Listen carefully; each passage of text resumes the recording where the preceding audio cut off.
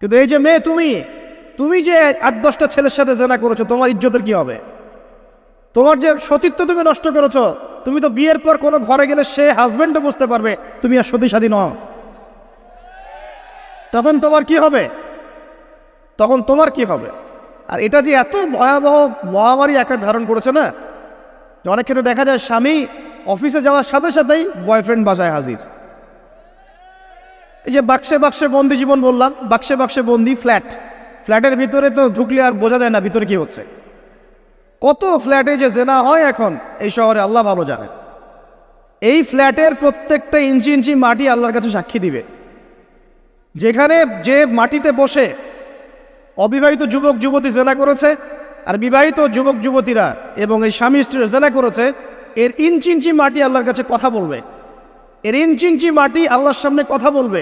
ইয়াউমাইযিন তুহাদ্দিসু আখবারাহা, সেদিন তুহাদ্দিসু আখবারাহা, জমিন তার খবর বলবে আল্লাহর কাছে। জমিনের কোথায় কোন পাপ হয়েছে সব বলে দিবে। এই জমিনে এখানে দাঁড়িয়ে জেনা করেছে, ওইখানে দাঁড়িয়ে মদ খেয়েছে, ওইখানে কাউকে খুন করেছে, জমিন বলে দিবে। একটা কথা এখানে মাঝখানে বলে দেই, যারা অবিবাহিত যুবক যুবতী আছো, এই লেকচার তোমরা যারা শুনছো, তোমাদের মধ্যে কেউ যদি জেনা করে থাকো, অবিবাহিতর কথা বলছি, তোমাদের কাঁধের মধ্যে এখন 100 বেত্রাঘাতের শাস্তি ঝুলে আছে। সূরা নূরের 1 থেকে 3 নম্বর আয়াত পড়ে দেখবে, অবিবাহিত যুবক যুবতী যদি জেনা করে তাদের শাস্তি হচ্ছে 100 বেত্রাঘাত, তাও জনসমক্ষে, এবং এক বছরের জন্য নির্বাসন। এই বিধানগুলো যদি পৃথিবীর কোনো দেশেও না থাকে, আসমানে আছে। মরার সাথে সাথেই এই বিধান কার্যকর হবে ইনশাআল্লাহ। বাঁচার মধ্যে কি একটাই উপায় আছে। এই লেকচার কানে চলে গেছে, অনতিবিলম্বে অজু করবে। অজু করে খালেসভাবে রাতের শেষ রাতে জায়নামাজ বিছাবে। জায়নামাজ বিছিয়ে আল্লাহর সামনে দাঁড়িয়ে 2 রাকাত নামাজ পড়বে। পড়ে নিজের পাপের কথা স্মরণ করে চোখ দিয়ে দরদর করে পানি ফেলে দিবে। আল্লাহকে সেজদায় গিয়ে বলবে, আল্লাহ আমি জেনা করেছি, আমাকে মাফ করে দাও। আমার এই পাপের কথা কেউ জানে না, তুমি জানো, মাফ করে দাও। এই মাফ নেওয়ার পরে আবার ওই যার সাথে করেছেন ওর সাথে আবার লিঙ্ক আপ করার চেষ্টা করেন না। আসো আমরা জেনা করেছিলাম, আসো বিয়ে করে নেই, এটা সলিউশন না। জেনা করেছেন, আগে তওবা করে ফিরে আসতে হবে, তারপরে পুরো জীবন ইসলামিক লাইফ লিড করতে হবে। আল্লাহ যদি দেখেন যে হ্যাঁ আপনি ঠিকঠাক তওবা করে আল্লাহর পথে চলছেন, আল্লাহ তখন আপনাকে নেককার স্ত্রী দিবে ইনশাআল্লাহ। এই এই এই একমাত্র রাস্তা যুবকদের জন্য এবং যুবতীদের জন্যও। যুবকরা না হলে পার পেয়ে যেতে পারে, কারণ একটা কথা সমাজে প্রচলিত আছে না, যে ছেলে মানুষের ইজ্জত তো সহজে যায় না, গোপন হয়ে গেছে, কেউ জানে না, আল্লাহ মাফ করে দিয়েছেন, সে হয়তো পার পেয়ে গেল। কিন্তু এই যে মেয়ে, তুমি যে 8-10টা ছেলের সাথে জেনা করেছো, তোমার ইজ্জতের কি হবে? তোমার যে সতীত্ব তুমি নষ্ট করেছো। তুমি তো বিয়ের পর কোনো ঘরে গেলে সে হাজবেন্ডও বুঝতে পারবে তুমি আর সতী সাথী নও। তখন তোমার কি হবে? বিবাহিত যারা আছে, এই যে দেবর আর ভাবি, এই যে শালি আর দুলা ভাই, মধুর সম্পর্ক না এগুলা? দাঁড়াও, এগুলো মধুর সম্পর্ক। দেখা যায় সুবহানাল্লাহ, এই যে আমার এখানে ফোন আছে না, আমাদের অফিসিয়াল পেজ আছে, অফিসিয়াল পেজে যত প্রশ্ন আসে দেখি ম্যাক্সিমাম জেনা কেন্দ্রিক, ব্যভিচার কেন্দ্রিক, পরকীয়া কেন্দ্রিক।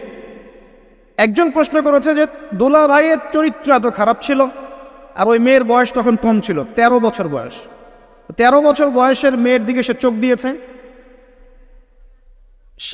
যাকে বিয়ে করেছে তার সাথে তো সম্পর্ক আছেই, যাকে বিয়ে করেছে ওর সাথে তো সম্পর্ক আছেই।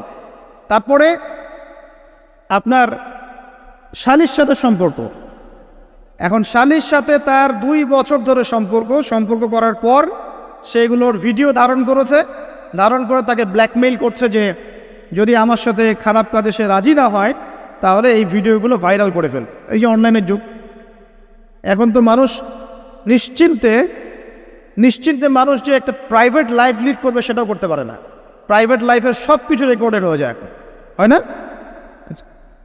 তো এটা একটা ফিতনা, মহাফিতনা। এখন সে রেকর্ড করেছে, এইভাবে ব্ল্যাকমেইল করে এই শালীর সতীত্ব নষ্ট করলো। 1 বছর 2 বছর না, 3 বছর ধরে। এখন এই মেয়ে প্রশ্ন করছে পেজের মধ্যে যে এখন তার মানসিক অবস্থা এতই খারাপ, সে জিজ্ঞাসা করছে আমি যদি আত্মহত্যা করি তাহলে আমার পাপ হবে কিনা। এই মেয়েটা যদি আপনার বোন হতো কি করতে না? আল্লাহ না করুক, এই মেয়ে যদি কারো মেয়ে হতো তাহলে কি করতেন আপনি? আপনার কাছের কেউ হলে আপনি কি করতেন? এখানে ওই শাস্তিটা না বলে সামনে যেতে পারছি না।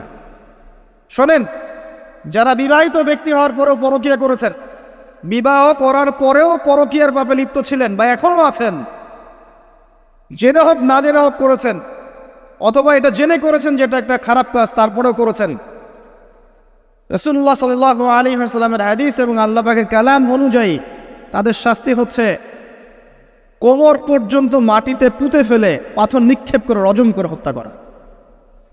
ইসলামিক যদি কোনো রাষ্ট্র থাকতো বা এটা যদি হতো, বা এটা যদি ইমামুল মাহদির যুগ হতো বা ওমর রাদিয়াল্লাহু আনহুর যুগ হতো, তাহলে এই শাস্তির বাইরে আপনি চলতে পারতেন না যদি এটা প্রমাণ হতো। এই শাস্তি যদি দুনিয়াতে কার্যকর নাও হয়, আপনি যদি তওবা না করে মারা যান, তাহলে কিয়ামতের মাঠে এই শাস্তি আপনি ভোগ করবেন। খুব মজা লাগছে পরকীয়া করতে। সকালে একটার সাথে, দুপুরে একটার সাথে, আজকে একজনের সাথে রাত কাটান, কালকে আরেকজনের সাথে রাত কাটান, খুব মজা পাচ্ছেন। রাত্রেবেলা মদ খান আর হোটেলে রাত কাটান, সকালবেলা আবার অফিসে যান। আমাদের শহরের এগুলা কালচার কোত্থেকে আসলো? এই শহরকে পবিত্র করবে কে? এবং এই শহরের আসল রূপগুলো স্পষ্ট করবে কারা? খুব মজা পাচ্ছেন এগুলোতে। সুবহানাল্লাহ। একটা বিষয় বুঝাই, ইসলামে কেসাস আছে, কেসাস। মনে করেন আমাকে কেউ হত্যা করেছে, আপনি তাকে হত্যা করতে পারবেন। মনে করেন আপনি কাউকে হত্যা করেছেন, ঠিক আমাদের লজের মতো কেউ যদি কাউকে হত্যা করে তাকে ফাঁসি দেওয়া হয় না, এরকমই কেউ যদি কাউকে হত্যা করে, ইসলামের বিধান কেসাস করা, মানে হাতের বদলে হাত, চোখের বদলে চোখ, কানের বদলে কান, নাকের বদলে নাক, জানের বদলে জান, যদি প্রমাণ হয়। কিন্তু এখানেও হত্যাকারীর বাঁচার সুযোগ আছে। কীরকম? মনে করেন আপনি আমার পরিবারের কাউকে হত্যা করেছেন, আল্লাহ না করুক। এখন আপনি এসে আমাকে ক্ষমা চাচ্ছেন যে আমার ভুল হয়ে গেছে, আমি মুক্তিপণ, রক্তপণ দিব, আমাকে মাফ করে দেন। এখন আমাদের পরিবারকে আপনাকে বললো ঠিক আছে আপনাকে মাফ করে দিলাম, আপনার কেসাস করার দরকার নেই, আপনি রক্তপণ দিয়ে দেন, তাহলে আপনি বেঁচে থাকার সুযোগ পেলেন। কথা বুঝতে পারছেন? একটা হচ্ছে মুরতাদ। মনে করেন কেউ ইসলামের কিছু বিষয়কে অস্বীকার করেছে, তাকে জেলখানায় বন্দি করে রাখা হবে, সুযোগ দেওয়া হবে যে আপনি কি এগুলো জেনে শুনে বলেছেন নাকি এর উপর অটল থাকবেন না ফিরে আসবেন। সে যদি বলে না আমি তওবা করলাম, আমি এগুলো থেকে ফিরে আসলাম, ও বেঁচে থাকার অধিকার পেয়ে গেল। কিন্তু বিবাহিত ব্যক্তি যারা ব্যভিচার করেছে, বিবাহিত ছেলে বা মেয়ে ব্যভিচার করেছে, তওবা করে যদি ফিরেও আসে, রজমের শাস্তি থেকে বাঁচার কোনো সুযোগ নেই। আল্লাহর কাছে ক্ষমা চান, ইস্তেগফার করেন। জেনার ফলশ্রুতিতে সমাজে মহামারী নেমে আসে। জেনা, পরকীয়া, অশ্লীলতার কারণে সমাজে এমন সব রোগ ব্যাধির উদ্ভব হয় যেগুলো কখনো ছিল না। এই শহরটা জেনার শহর। আমাদের এই ঢাকা শহর জেনার শহর। আপনাকে এটা বোঝার জন্য আমার লেকচার না শুনে আপনি পেপার পত্রিকা ঘাটেন, অনলাইন সার্চ করেন, দেখবেন এই শহরে আনাচে কানাচে জেনা হয় এবং ওপেন জেনা হয়, মানুষ জেনাকে হালাল মনে করে।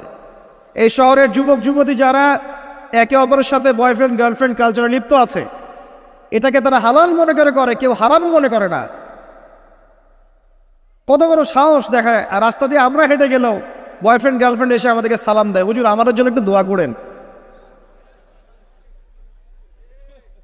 তো প্রত্যেকটা পার্কে পার্কে যাবেন, এই যে আপনাদের রেস্টুরেন্টগুলোতে যাবেন, দর্শনীয় যে স্পটগুলো সেখানে যাবেন, দেধার সে জেনা হচ্ছে, জেনা আর জেনা। আমি এই যুগের কথাই বলছি। নবী সাল্লাল্লাহু আলাইহি ওয়াসাল্লাম বলছেন, আমাদের নবী বলছেন, আমার উম্মতের একটা অংশ, সবাই না, আমার উম্মতের একটা অংশ অবশ্যই জেনাকে হালাল করে নেবে, অবশ্যই মদকে হালাল করে নেবে, মদ পান করবে কিন্তু মদের নাম অন্য দিবে, এবং তারা গান বাজনা বাদ্যযন্ত্র নর্তকীদেরকে হালাল মনে করে নিবে। নবী সাল্লাল্লাহু আলাইহি ওয়াসাল্লাম বলেছেন, যখন সমাজে এরকম পাপ বাড়ে তখন সমাজে এমন সব রোগ ব্যাধি আসে যা আগে কখনো ছিল না। এবং এদের ব্যাপারে নবীজি বলেছেন, একদিন সকালবেলা আল্লাহ পাক এদেরকে বানর এবং শুয়োর বানিয়ে দিবেন। কিয়ামতের আগে এই ঘটনাও ঘটবে, বিকৃত হবে। ভূমিধস, ভূমিকম্প, ভূমিধস এবং আকৃতির বিকৃতি, এগুলো আযাব আসবে আল্লাহর পক্ষ থেকে, এই জেনা, এই ব্যভিচার, এই পরকীয়া, নোংরামি, অশ্লীলতার কারণে। ঘরে ঘরে এগুলা বয়ফ্রেন্ড গার্লফ্রেন্ড কালচার। কেউ মনে করে না যে এগুলো হারাম, কেউ মনে করে না যে আমার এই যে সহপাঠী আমার গায়রে মাহরাম। এই গায়রে মাহরাম শব্দটাই নাই। কাজিন, চাচাতো বোন, মামাতো বোন, খালাতো বোন, এই যে কাজিন, এরা জেনা করছে। কি দেখা বাকি রেখেছে এই যুগে আমরা দেখছি যে নিজের মেয়ের সাথে পিতার শারীরিক সম্পর্ক।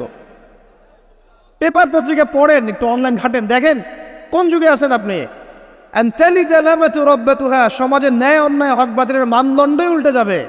মানুষ ন্যায়কে অন্যায় মনে করবে, অন্যায়গুলোকে ন্যায় মনে করে নিবে। কোনো মানদণ্ড নাই, কোনো মানদণ্ড নেই। আমাদের শহরের এই অবস্থা, শান্তিতে কিভাবে ঘুমাবেন আপনি?